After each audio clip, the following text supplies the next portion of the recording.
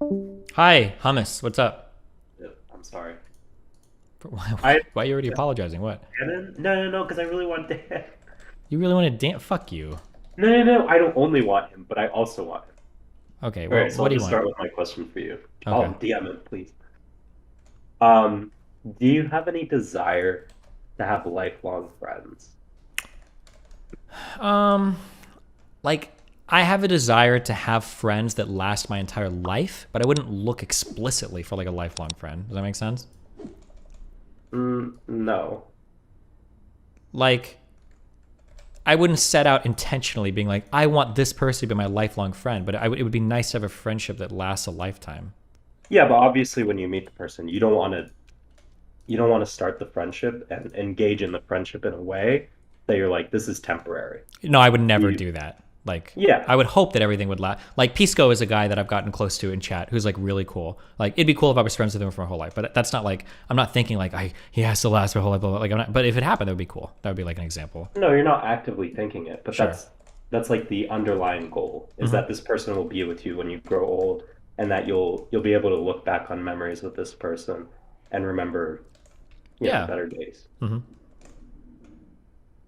So I'm gonna go a little bit deep. Tell me if I'm going across the line. But Okay. like people like this feels parasocial, but people like Byron or Kyle, Hmm. are these people that you look back and you're like, do you feel because it seems like you don't feel nostalgia and like things that a lot of people seem to feel are very normal. Like this is a random example, but Well, you said, or go ahead. sorry? I was gonna say so for Kyle was a cool guy. If we ever go back to Omaha and hang out with him, that'd be cool. But I think our lives just kind of like diverged a lot, which is kind of sad. But if I ever go back to Omaha, we have the chance to eat, like I'd catch up. I think Byron is a bad example because technically that was a lifelong friend, right? Um, yeah. Do you ever get sad that like things diverged? And like The only how's things that I'll ever get sad about, I don't get sad about people growing apart. I'll get sad about things where I could have made other choices. Those are the things that will hurt me a lot, or what's an fuck me. example of that? So like Byron, I don't feel that bad about like him committing suicide. Like I don't feel very responsible. I don't know if there's much I could have been expected to do. I don't know if I was That close enough wasn't to. my implication. Sure, but like my closest friend growing up, Chris, did commit suicide, and that's something that I probably could have stopped. That was within my power to say or do something. So that's like, and that was a friendship since I was 6 or 7. That's a type of scenario where it's like, oof, this feels really shit. That's not a good feeling. But for other friends that I've had that have been on the stream and off the stream or whatever, Cheeks is one that's been on and off the stream. There's been like so many like random people that have come on and come off. Like we were friends for a while, and then like life diverges, and we kind of grow apart. And like I'm not like sad about it. It happens. If I ever see him again, like we'll catch up. But there's not going to be like a huge effort made to maintain long distance, long term friendships if you just kind of naturally grow apart. Yeah, the friends I had in StarCraft, Cats, Chad, all these people. Yeah. Maybe this is my age showing, Okay. Wait, how but old do are you you? ever want what? How old are you? I'm 20. Oh, okay. Do you ever I feel like the ideal that everybody strives for in their mind Mm-hmm. is like an unconditional love or unconditional friendship Mm-hmm. where you know that this person will always be with you no matter what. You're always gonna, Yeah. kind of check in at least every 3 months. Yeah, Um, that's kind of true. I will say as a quick thing, and then you can continue. And I'm not trying to demean you or whatever. One of the no, go for it. big parts of growing through your 20s, the first big stage this will happen at will be 18, 19 when you go to college. The second big stage this is going to happen in is when you leave college and start working. These are the two biggest shakeups probably in your entire life, except for maybe marriage, where you realize that like, oh my God, friends that I had in high school and some that came over to college that I've known since first grade or kindergarten are actually friends that I can lose. It might be that's just something you haven't experienced yet, but those are some of the most jarring experiences for people that are like 18 to 23 when they start to graduate high school and college. And that's a really difficult time because up until then, it might sound inhuman from what I'm saying, and I might be a little bit inhuman, but I'm also very human too in a lot of ways, believe it or not.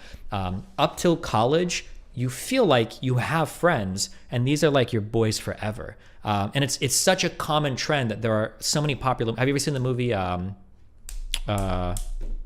not Kick Ass. I Wait. Could I stop you really quick? I think I might be breaking your view of me, like Oh, go just a for it. Yeah, little sorry. bit. Yeah. Yeah, because no, Oh, I, super I, bad, I, super I bad. Sorry, that was my thing. Yeah, go ahead. oh, super bad. Yeah, Mhm. I didn't really like it. Oh, sure. Um, But that was a movie about like the difficulties of like my friends that I've made. Like I can actually lose lifelong friends, and it feels like when you're in your early 20s up to 22, that's not possible that you can lose lifelong friends. But it does kind of happen as you grow apart. But yeah, okay, sorry, go ahead. I'm making a lot of assumptions, but I no, don't need to. Yeah, go ahead. yeah. No, but they're fair assumptions for the most part. But no, I've had friends like from when I was really young, um, people who we just grow apart. Mm-hmm. Moving was something I always hated. When I was really young, I grew up playing with this Mormon family Mm-hmm. that lived across the street from me, and not like across a long street, like 20 feet street. Okay. And these people were like a second family to me. Mm-hmm. Like I would be like heartbroken. Any of these people died, and I still kind of keep up with them through like stuff like Facebook. Mm-hmm. Um, but one of the people that I was closest with in that family, we kind of grew apart, and even recently, um, he got married. He was my best friend for a long time, and I still kind of consider him one of my best friends. But we haven't spoken in years. Mm-hmm. And even when he was still living where I was living, we both moved. But even when we were still living in the same place, we grew apart. And I don't know, I didn't get an invitation to the wedding or anything. And so it does feel really sad. Yeah. And I've had friends from different churches that I went to when I was younger, but then I switched churches. And we were still in the same area, and we could have kept up, Mm-hmm. but we just didn't. And same thing, friends from school. I wanted to be homeschooled because I wanted to play video games all day, Mm-hmm. so I was homeschooled for a while. Um, and I grew apart from a lot of people that I would consider some of my closest friends. I even saw one of these people in my neighborhood, and I was like, "Oh, hey man, like let's talk, let's play games. Like I play all these different things. Like let's catch up." Mm-hmm. And I never caught up with this friend, and I even saw him later when I went back into school. I went back to high school after being homeschooled, and I saw this guy, and we never really reignited the flame. Yeah. And then even now, I'm seeing it now that I've moved. A lot of friends that I thought would be lifelong friends were starting to grow apart, and so Mm-hmm. it's sad, and I do see that like it's it feels inevitable. Yeah, it's not inevitable. There's just, do you know how some things that people learn when they go to college is really good friends can make for really horrible roommates? You don't Yes. really know that until you've been a roommate with them. And then some friendships are actually broken apart in college just because they make the mistake of being roommates. It's also the fact that having long distance friendships, that requires a deliberate set of skills in order to maintain those. You cannot, well, some people Don't will. you think qualities can make up for them though? No. There is a deliberate effort that has to be put into maintaining long distance friendships. People will discount the massive convenience of being near each other in location or in a school, right? If you go to the same school, Sorry, could you what? that if you live next to somebody, like you're in the same neighborhood, or if you go to the same school, the level of effort required to maintain that friendship is very, very, very low. It's super easy to do that. And Right. when you Okay, I start to understand. break apart and you get into like, you start moving apart, like moving to different countries or states, or even, it can be even different parts of the city, or not going to the same school, even if you guys click and everything is amazing and everything is awesome and it's so much fun when you're together and you vibe well, you synergy, you chemistry, everything, there is a set of skills needed to maintain those relationships once distance becomes a factor. And if you're not both putting in an effort to doing it, those friendships will fail. And it sucks, but that is the truth. And it's if you've never worked on it before, it can be a hard skill to work on. You brought up Yeah. actually Kyle for me, and that's a really good example. Me and Kyle were super close. Like me, Kyle, and Chris were doing things constantly in real life and on the internet when we were growing up. But like for me and Kyle, we were always going to the same school together, always in the same city. Like it was always that over and over and over again. But now that we've like moved apart, Kyle doesn't put much deliberate effort into reaching out to me. I don't put much deliberate effort into reaching out to him. If we were to like meet up again in person, hang out, it would be super fun. I imagine we'd still have chemistry. We'd have a lot to joke about, give each other shit about. It'd be cool. But then as soon as we separate again, we're probably not going to talk much because we're both kind of bad in terms of like reaching out and putting in that distinct effort to like maintaining the friendship. Do you That feel is like a that's deliberate. enough though?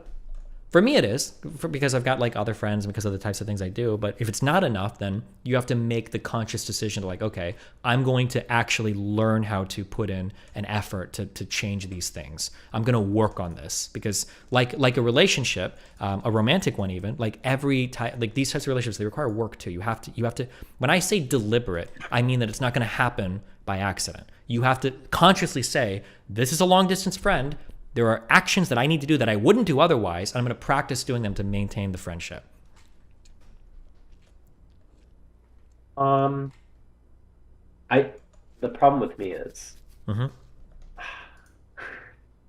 this is kind of sad. I haven't had many friendships Mm-hmm. where it's it's been no, it's not actually sad. It the amount of time that we spend together usually doesn't prohibit how open we can be between each other. So even if I only see some friends every couple of months and we don't talk for a couple months, Mm-hmm. once we get into the swing of hanging out with each other for like a week or two, Mm-hmm. we can usually tell each other like pretty intimate things, and have a pretty good trust there, Mm-hmm. despite the fact that like it sounds like in your view we're not maintaining this friendship at all, Mm-hmm. and we're not putting in the work to like stay friends, Mm-hmm. but somehow we're able to pick back up. And I don't think anything's really lost here. Is there something I'm missing here? Like, if not, Some people maintain friendships in different types of ways. There are people that every now and then I'll message somebody, like an old friend I'll reach out to, and we'll kind of chat, but like we haven't really put in the work to like maintain the friendship. And it's just not really the same talking to them. But there are other people I know, like if I were to show up in LA tomorrow, I could message Lily and say, we should go out and get shit faced. It'll be a ton of fun. And she would do it. And it would be just like we're picking up right where we left off years ago. I think I haven't seen her in real life for, it's been, I think a couple years now, but it would go right back to, because crazy. Lily is like, wait, what? That's crazy. Oh yeah. Like, She's you just, live by friends. Like, I'm sorry, I'm kind of pushing here, but the fact that you haven't seen like Mutin in a while and you don't even know where he is, that's crazy to me. well, I can't talk about that. That's a whole other crazy Okay, I'm life sorry. situation. Yeah. Me and Moon, we used to hang out almost every other day because we'd go to the gym together. But then his moving situation is changing and my moving situation is weird and everything is weird. But we were hanging out fairly frequently, even if not on stream, when we were both here. But that's a different thing. Oh, okay. That's pretty normal. Yeah. Yeah. But for somebody like Lily, like our friendship doesn't require like any maintenance. Like we can just like pick up immediately. But for some people, there will be feelings that kind of just fall off over time. That's what happens. Yeah. Do you find that's with most people? I don't know if I can generalize one way or another. It's different from person to person. It's different from relationship to relationship. Okay. This is about the schizo shit. Okay. Not in a demeaning way or a derogatory way, but just keep this in mind when you talk to some of these people. I want you to ask this question: have you ever watched Naruto? Okay. Well, have you? Oh, you're asking me. Oh, no, Yeah, I have haven't. you? No, I've not. Oh, okay. There's a fight, and basically one of the big things is this guy has eyes on his arm, and each time one of this they close, he has like one less time to die. So he can die, and then an eye closes. Okay, you got Okay. the concept? Mm-hmm. So one of the abilities is illusions in Naruto, and so the way that this one guy beats this guy is he keeps killing him, Mm-hmm. but he creates an illusion, so the guy thinks he has one more eye than he does. Mm-hmm. So he goes for one last like clash with him, and he kills him because of that little thing.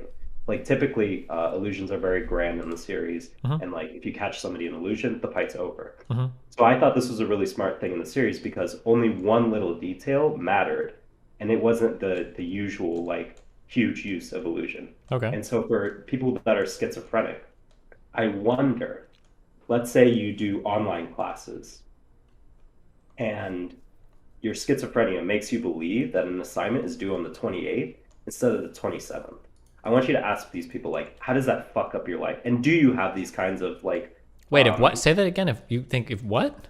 you think an assignment is due on the 28th Okay. because your schizophrenia makes you have an illusion, or like I don't know the technical term, but you think it's due the 28th, but it's actually due the 27th. And it's actually like causing you to be dysfunctional in school. You're not able to keep up with everything because of little illusions like this that you see, and it fucks you up. I just ask these people this general question, like, do you have these little I don't think these are schizophrenic- typically how these types of hallucinations manifest.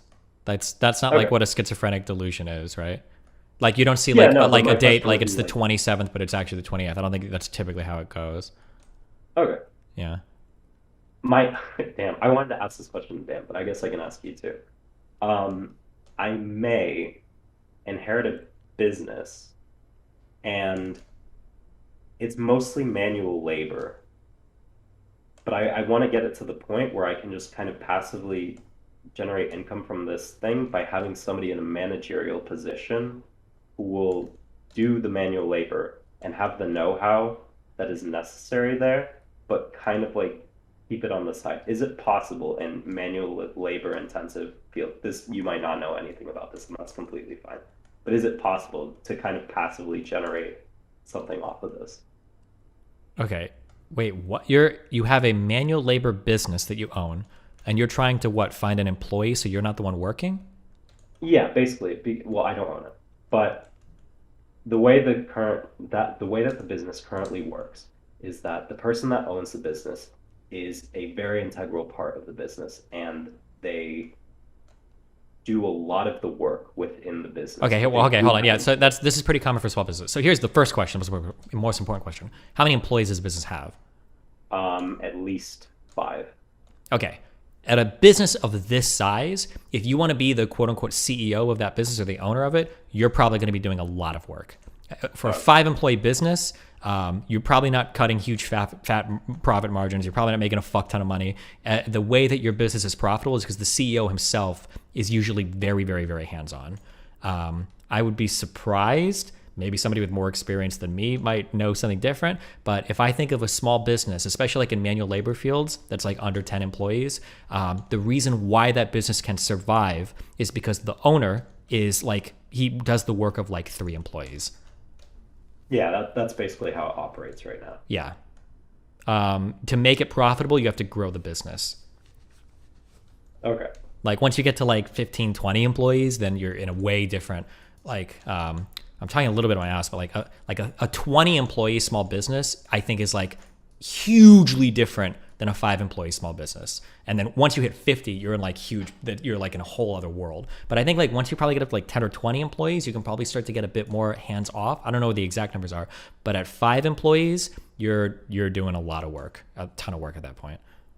Okay. This was about my guess. Okay. What is the type of manual labor? Can you say it? I don't want to say no. It's probably fine. I'm skeptical of giving too much information online. It's a Sure. landscaping business. Okay.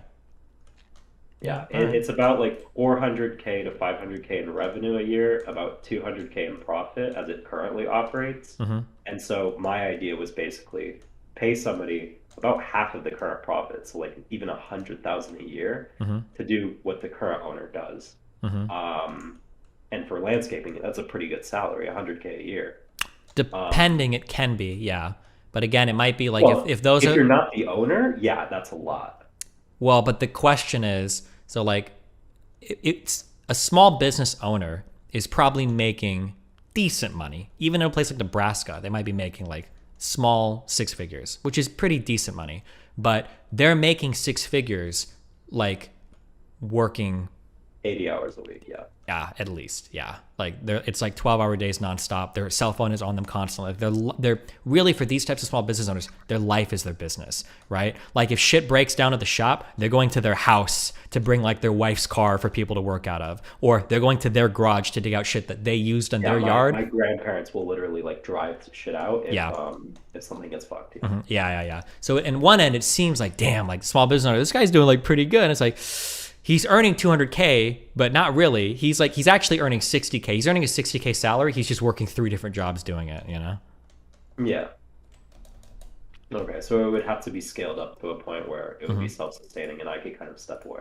Yeah. So when you're talking about how when you're talking about how like could I pay a person 100K to do everything that the current owner is doing, you probably could pay them 100K to do a lot, but they're not going to be able to do as much as the current owner is doing. The current owner probably has a special set of skills. He's able to do all these jobs in a pretty specialized way, and he's willing to work a fuck ton. That'd be my guess. But Yeah, that's currently.